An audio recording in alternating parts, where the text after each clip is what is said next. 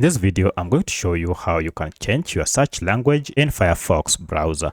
As you can see, if you search for anything on Google and then you get responses or directions in a language you are not comfortable with, you can change this in Firefox browser. To do this, while on the search page here, just go to the settings gear, and then you can see we have here your current language.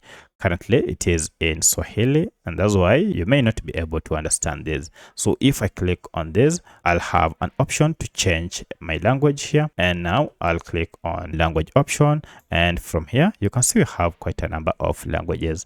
I'll wish to switch to English, so I'll scroll until I find English, and let me see, here is English. Now I'll choose English, then click on change here, and now if I go ahead and now search in a new tab, you can see the language has now been changed.